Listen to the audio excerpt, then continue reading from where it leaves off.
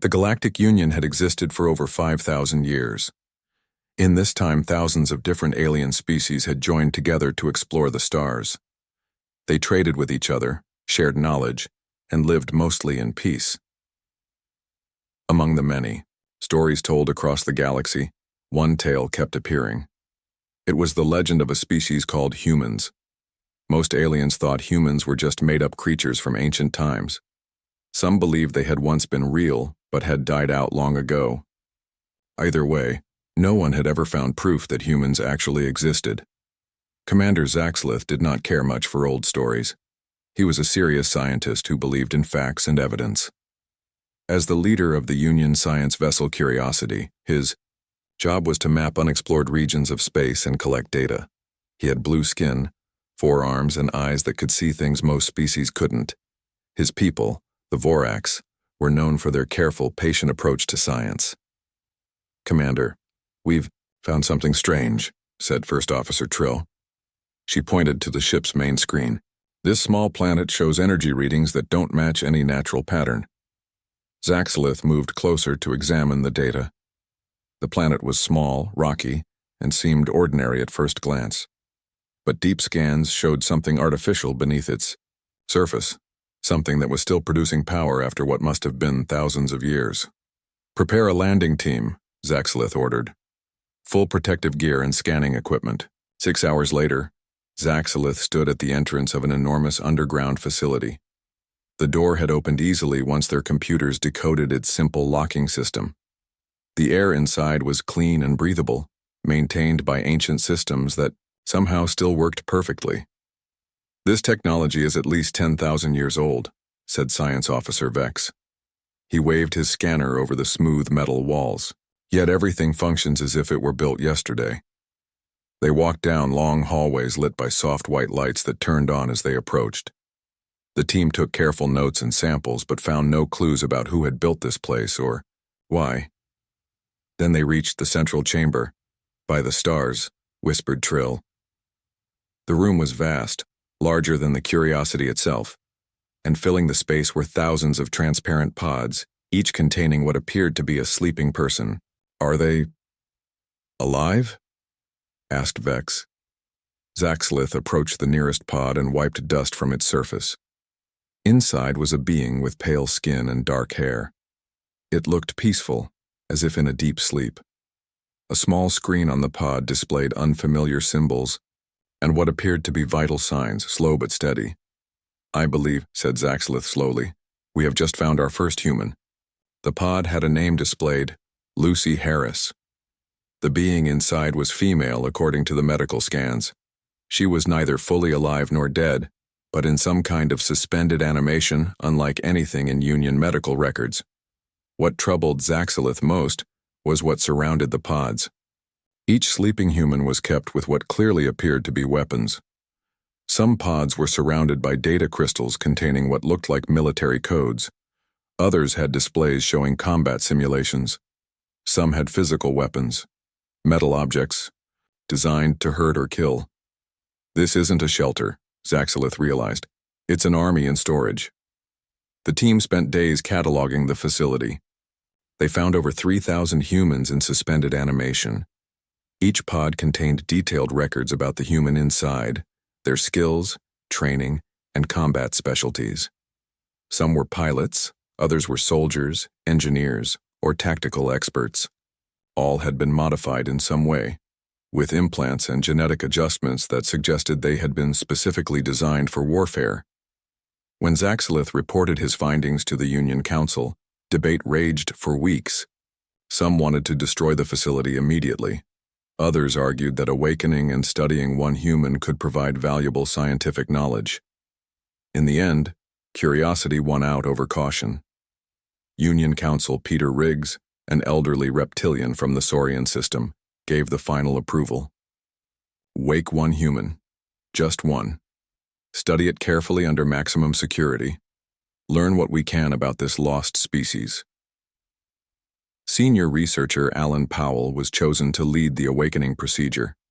He was a slender, gray-skinned alien with 6 fingers on each hand and calm, steady nerves. He had specialized in ancient technology for over 50 years. The process should take approximately 12 hours, Powell explained to the observation team. These stasis systems are complex. We must proceed with extreme caution. The team selected Pod 1372, Lucy Harris. Her records indicated she was a communications specialist with combat training but not a frontline soldier. They hoped this would make her less dangerous than some of the others. Powell connected the pod to their equipment and began the careful process of reversing the stasis field. Monitors showed the human's body temperature slowly rising, her brain activity increasing bit by bit. Vital signs stable, reported Medical Officer Dreen. Brain patterns becoming more active. This is proceeding much faster than expected. Powell frowned. That's impossible. The calculations indicated. Lucy Harris opened her eyes. Everyone froze. According to their predictions, she shouldn't have regained consciousness for at least another 10 hours. Yet there she was, eyes open, fully alert. In one smooth motion, she sat up. Her gaze swept across the room, taking in the aliens, the equipment, her surroundings. Her face showed no fear, no confusion, only cool assessment. Then she spoke. Her words came out in perfect galactic standard, the common language of the Union. A language that hadn't existed when she entered stasis. Status report on the Rigelian conflict. How many cycles has it been? Powell stepped forward cautiously. I'm Senior Researcher Alan Powell. The Rigelian conflict is not in our historical records. Based on dating of this facility, you have been in stasis for approximately 10,000 years. Lucy Harris didn't seem surprised. She simply nodded, as if this information was merely another data point to process. Then we've been betrayed, she said. Her voice remained calm, but her eyes hardened. Protocol dictates we should have been awakened once the conflict ended or if new threats emerged. She looked directly at Powell. Someone wanted us to stay asleep forever. Why did you wake me now? Before Powell could answer, an alarm sounded. One of the junior researchers rushed in. Sir, we're receiving an emergency transmission from the research vessel Diligence. They found another human facility in Sector 7, and they've awakened someone too. Lucy Harris smiled. It wasn't a friendly expression. And so it begins again, she said softly. The news spread quickly through the Galactic Union. Another human facility had been found, and another human had been awakened. This second human was a male called Frank Carter. The science team on the research vessel Diligence had not planned to wake him.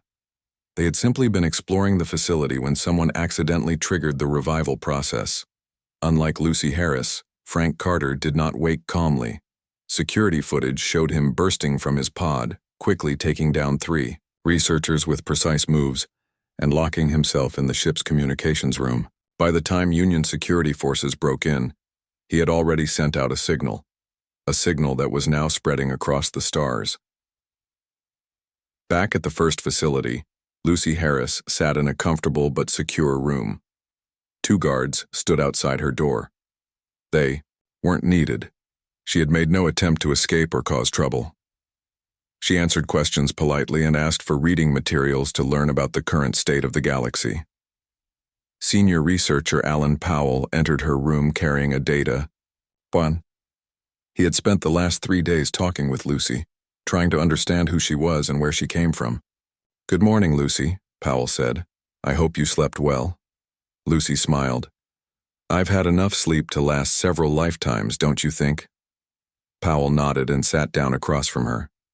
We've received word about the other human who was awakened. His name is Frank Carter. Does that name mean anything to you? Lucy's face gave nothing away. There were over 3 million of us placed in stasis facilities throughout this region of space. I didn't know all of them personally. 3 million? Powell's eyes widened. We've only found 2 facilities so far. You'll find more, Lucy said simply. Now that Frank has activated the signal. Powell leaned forward. What signal? What does it do? Lucy looked at him for a long moment as if deciding how much to say. It's a wake-up call. All facilities are programmed to begin revival procedures when they receive it. Powell felt a chill run down his spine. You mean all the humans in all the facilities will wake up? Yes, it's protocol. If one facility determines there's a threat serious enough to wake its occupants, all facilities must be activated. Lucy tilted her head. Why did you wake me, Alan Powell? What threat faces the galaxy? Powell struggled to find words. There is no threat. We found your facility during routine exploration. We woke you out of scientific curiosity to learn about your species. For the first time, Lucy showed real emotion, disappointment mixed with anger. You disturbed our sleep for curiosity? Do you have any idea what you've done? Before Powell could respond, his communication device buzzed. It was Commander Zaxalith. Powell, get to the command center immediately. We're picking up activation signals from at least 7 more human facilities. Powell rushed to the command center, where large screens showed a map of the sector. 8 points of light pulsed on the map. 8 human facilities reporting activation sequences. How many humans are waking up? Zaxalith asked. Powell swallowed hard. Lucy says there were 3 million humans placed in stasis throughout this region. The room fell silent. The Union had already seen what one human could do. Frank Carter had taken control of a research vessel single-handedly within hours of waking up. We need to contact Union headquarters, Zaxalith said finally. This is beyond our authority now. 2 days later, Admiral Samantha Blake arrived with a fleet of 10 Union ships. She was a tall, stern alien with dark purple skin and white hair. As the Union's highest-ranking military officer, she had dealt with many crises during her long career. But nothing like this. Report, she ordered as soon as she stepped onto the command deck. Zaxalith pointed to the map, which now showed 23 active human facilities. The activation signals are spreading faster than we can track them. We estimate over 5,000 humans are now awake. Have they shown hostile intent? Blake asked. Not directly, Powell answered. But 7 Union research vessels have been commandeered. The humans simply took control and locked out the original crews. Blake frowned. Took control how? Through force? Sometimes. But in most cases, they simply accessed the ship's systems and locked everyone out. They seem to understand our technology instantly, despite never having seen it before.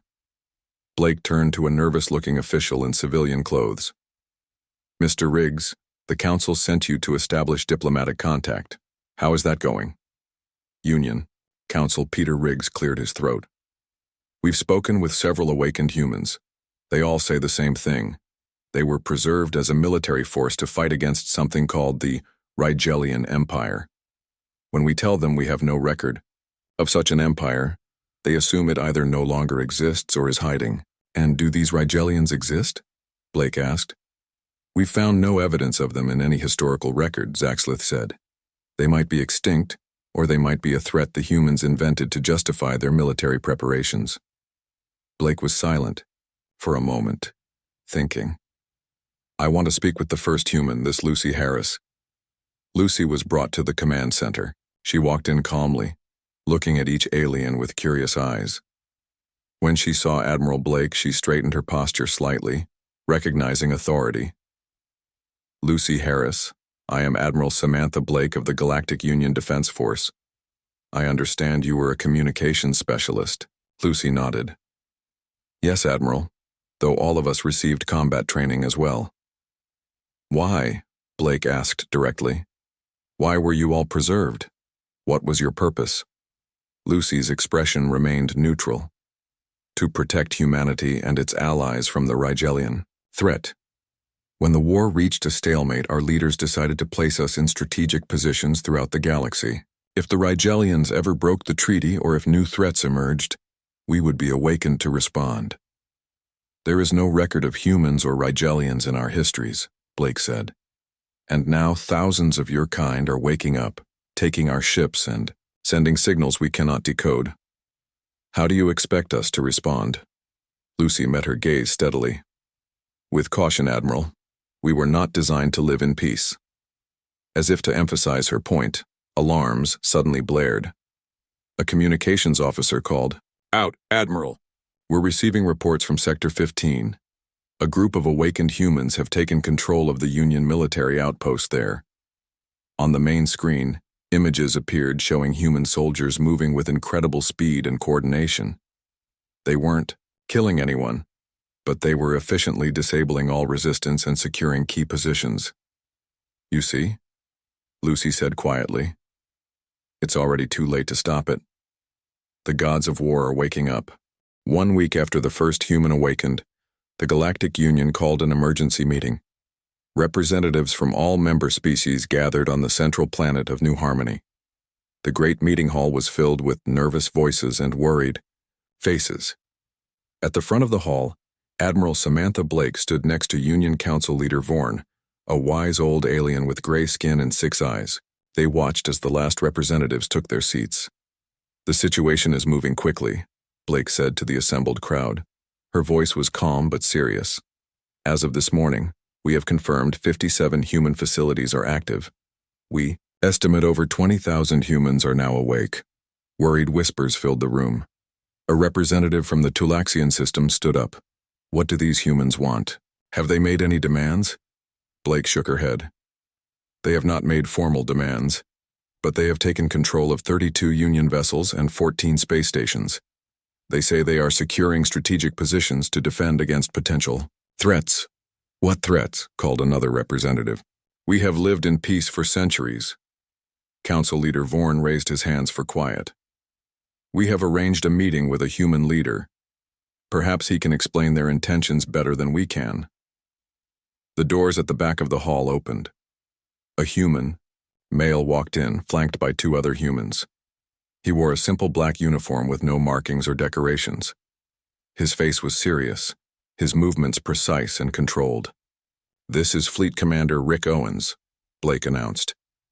He has agreed to speak on behalf of the awakened humans. Rick Owens walked to the center of the hall and looked around at the gathered aliens. His eyes showed no fear, no uncertainty, only calm assessment. Thank you for this opportunity, he said. His voice carried easily through the large room. I understand there is concern about our activities. That is reasonable, but you must understand what we are and why we exist. He paused, making eye contact with several representatives. We are not refugees. We are not explorers or colonists. We are weapons, created by humanity at a time of great crisis. We were placed throughout the galaxy as a defensive measure, a final option if all else failed. A representative shouted, Against what enemy? This Rigelian empire we can find no record of? Rick nodded. Yes. The Rigelians were a highly advanced species that threatened not just humanity but all life in this sector of the galaxy. The war between humans and Rigelians lasted for over a century. Eventually, we fought them to a standstill and negotiated a treaty. Where is your proof? Asked another representative. Our historical records go back thousands of years. There is no mention of this great war or these Rigelians. Rick's expression didn't change. That is concerning. It suggests either your records are incomplete, or someone has deliberately removed this information. Either way, if we have been awakened, it means the failsafe was triggered. The threat has returned. Council Leader Vorn stepped forward. Commander Owens, I must be clear. You were not awakened because of any threat. The first facility was discovered by chance. The first human was awakened out of scientific curiosity. The second awakening was an accident. There is no enemy. Rick looked at Vorn for a long moment. Then he shook his head slightly. I find that hard to believe. Our stasis protocols were designed to prevent accidental awakening. And even if what you say is true, the fact remains that we are awake now. We must complete our mission. What mission? Blake asked sharply. To secure this sector against all threats, whether they are Rigelian or something else. Rick's voice grew firmer. We have analyzed your union's defensive capabilities. They are inadequate. Your borders are poorly protected. Your response times to incursions are too slow. Your weapons technology is outdated. The hall erupted in angry shouts. Blake had to call for order several times before the noise died. Down. You have no right to judge our defenses, she said to Rick. The Union has maintained peace for thousands of years. Peace makes people soft, Rick replied. We are not soft. We were created for war, and we will not stand by while potential threats gather at your borders. With that, he turned and walked out of the hall, his human companions following close behind. After the meeting, Blake gathered with her top officers in a secure room. The mood was grim. They're preparing for war, said Commander Zaxelith. But against whom? There are no major threats to the Union at present.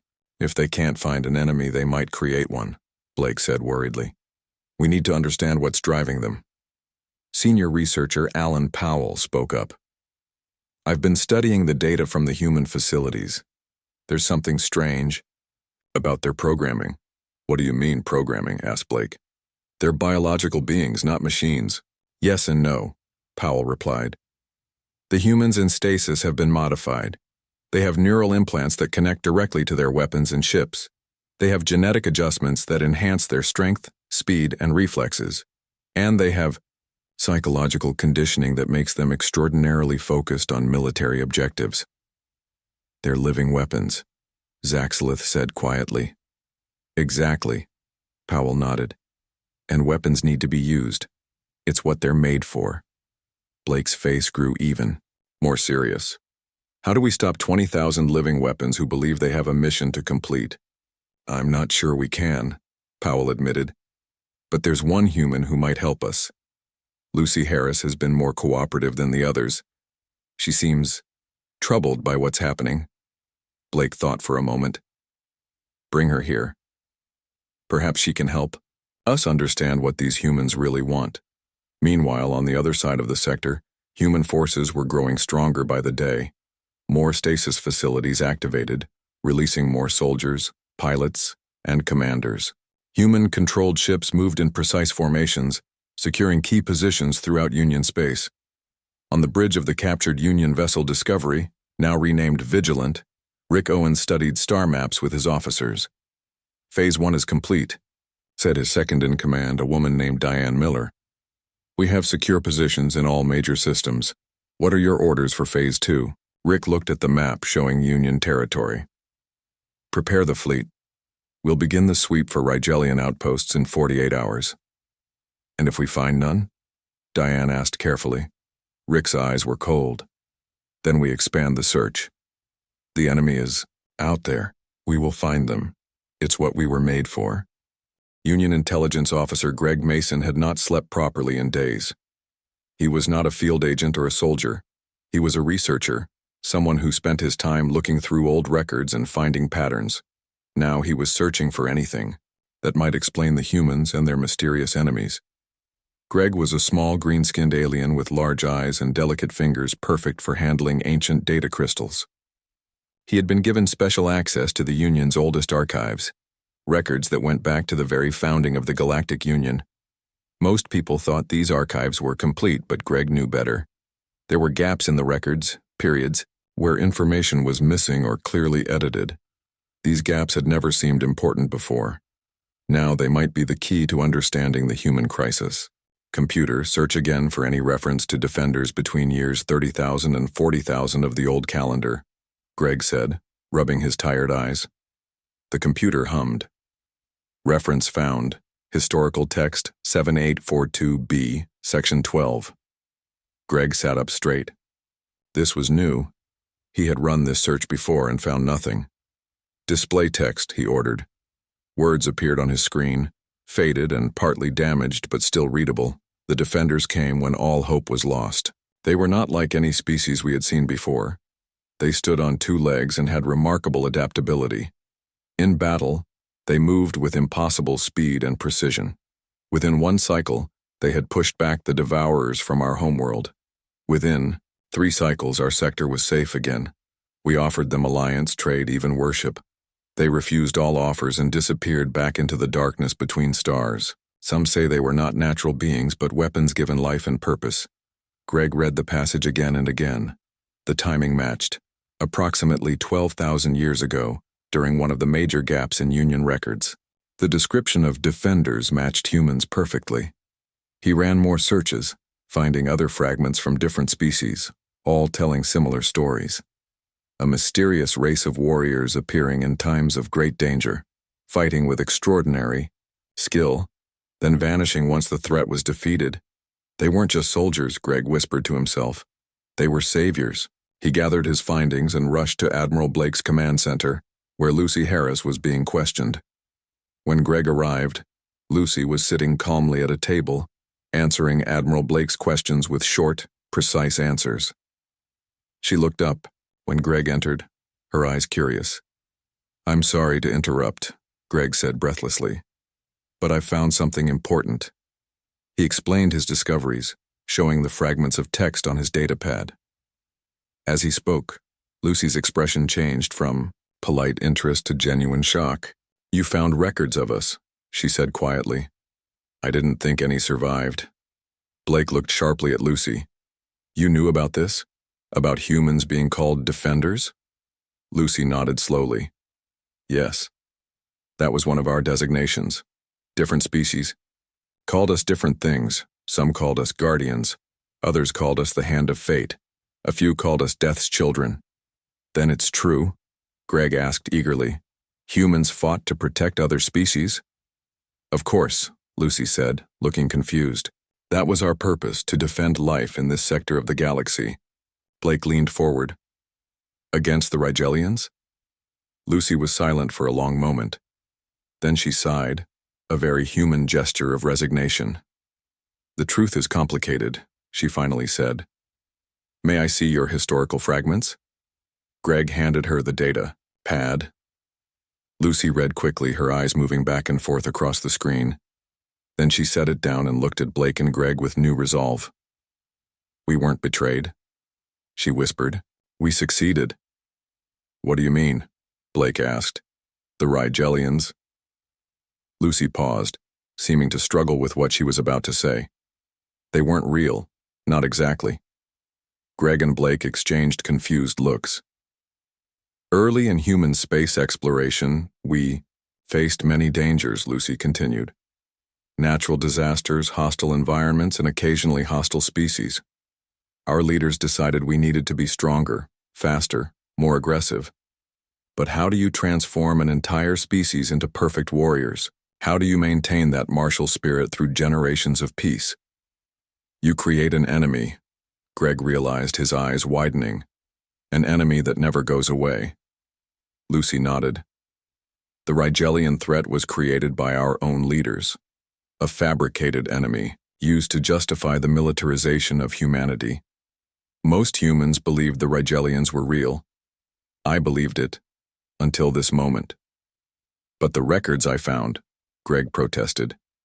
"They speak of real threats that humans fought against." "Yes," Lucy agreed.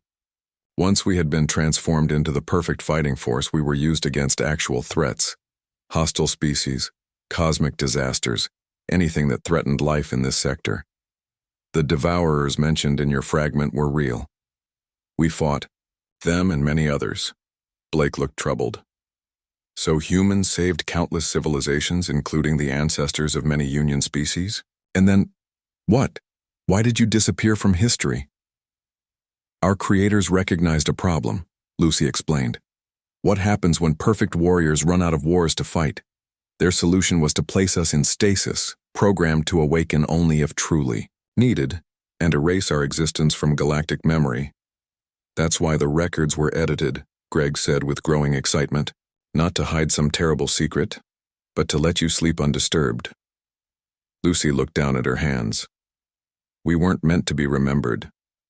We were meant to sleep forever, or awaken only in the galaxy's darkest hour. And now you're awake with no true enemy to fight," Blake said grimly. "And your programming demands conflict." Lucy nodded. "Rick and the others are following their conditioning. They need an enemy. If they can't find the Rigelians, they'll find someone else to fight. It's what we were made for." The room fell silent as the implications sank in. Finally, Blake spoke. "We need to stop them before they start a war. Can you help us?" Lucy's expression was troubled. "I'll try, but you need to understand, even I feel the pull toward conflict. It's in our blood.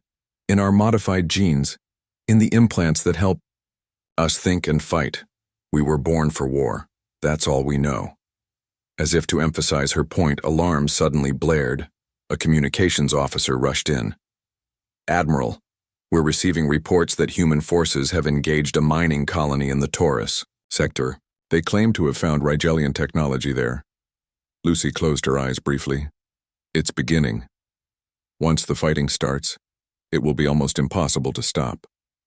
Greg looked at his datapad, still displaying the ancient texts praising the mysterious defenders. How do we stop gods of war when they're determined to find a battle?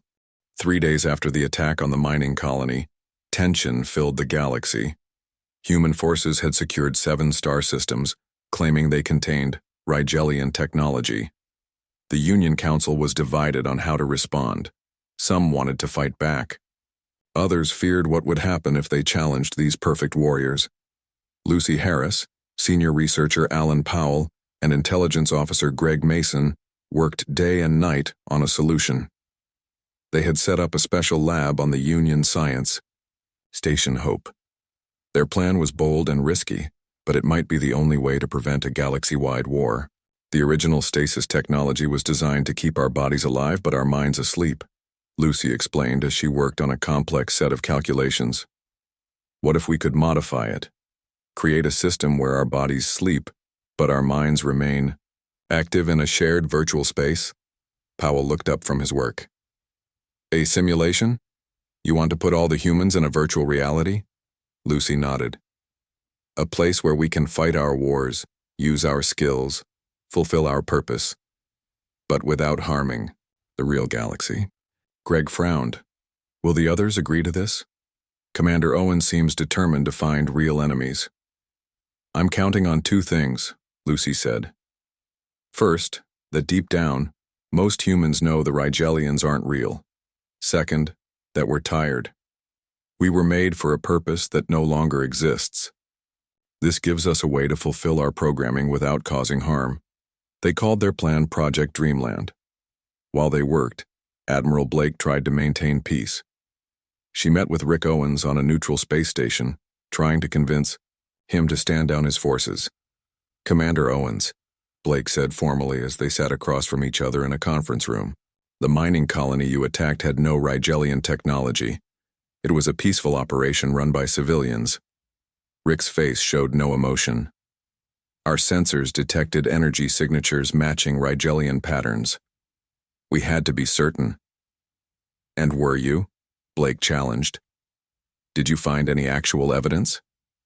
For the first time, uncertainty flickered across Rick's face. The signatures were inconclusive. We're still analyzing the data. Blake leaned forward. Commander, I believe you know the truth. The Rigelians don't exist. They never did. They were created to give humans a reason to become perfect warriors. That's not possible, Rick said, but his voice lacked conviction. We've found records of your species, Blake continued. You were called the Defenders. You saved countless civilizations, including the ancestors of many Union species. Then you chose to sleep, to rest until truly needed. Rick was silent for a long moment. If what you say is true, then what purpose do we have now? Fighting is all we know. It's what we were made for. Lucy Harris has an idea, Blake said. Something called Project Dreamland. A place where you can be what you were made to be without causing real harm. Rick looked skeptical but agreed to hear the proposal. 2 weeks later, Union Admiral Blake and Human Commander Owens stood on the observation deck of the space station Conciliation. Through the large windows, they could see the newly terraformed planet below. Human ships orbited in perfect formation, a display of power and precision. Are you sure about this? Blake asked. The Union could benefit from human expertise. Your kind has much to teach us. Owen shook his head. We were made for war, Admiral. That's all we know. Even now, with the truth revealed, I feel the pull. To find enemies, to strategize, to conquer. It's in our blood. Blake understood. Over the past weeks, humans had discovered the truth about their origins. Many were angry at first, feeling betrayed by their long-dead creators. But as they searched their feelings, most realized they had always suspected something wasn't right about the Rigelian threat. Lucy's plan had been approved. Project Dreamland would use modified stasis technology to create a shared virtual reality. The humans would enter a sleep state, but their minds would be active in a simulation where they could fight their wars, use their skills, and fulfill their purpose without endangering the galaxy. "What if we need you again?" Blake asked. "Real threats still exist." "Then you have the protocols," Owens replied. "Just like before. If the need is genuine, if the threat is real, we'll wake. But pray it doesn't come to that, Admiral. Pray that we sleep soundly and that our wars remain dreams." On the planet below, humans were gathering at the new facility. It looked different from the old stasis centers, more open, more peaceful. Each pod was connected to a central system that would maintain the shared virtual space. Lucy Harris stood with Alan Powell, watching as her fellow humans willingly entered their pods. "Do you think it will work?" Powell asked. Lucy smiled sadly. "I hope so. We were made to be weapons, but we can choose to be guardians instead, protecting the galaxy by removing ourselves from it." "You could stay awake," Powell suggested. "You've shown you can resist your programming better than most. You could be a bridge between humans and the Union." Lucy shook her head. "I feel the pull, too. The need to fight, to conquer. It's safer if I sleep with the others." She placed a hand on Powell's shoulder. "But thank you for seeing me as more than a weapon." The last human entered their stasis pod willingly. The facility was placed under Union protection, with strict orders never to disturb the slumber of these ancient guardians. In time, new legends spread through the galaxy, not of extinct monsters or vengeful gods, but of sleeping guardians. Protectors who had sacrificed their humanity to become living weapons, then sacrificed their consciousness to protect the peace they'd won. Humans became revered as distant sleeping deities, the gods of war who chose eternal slumber over bloodshed. And throughout the Union, a new saying emerged among those who faced conflict or sought power through violence: "Tread carefully among the stars. Humans are sleeping war deities. Pray they don't wake."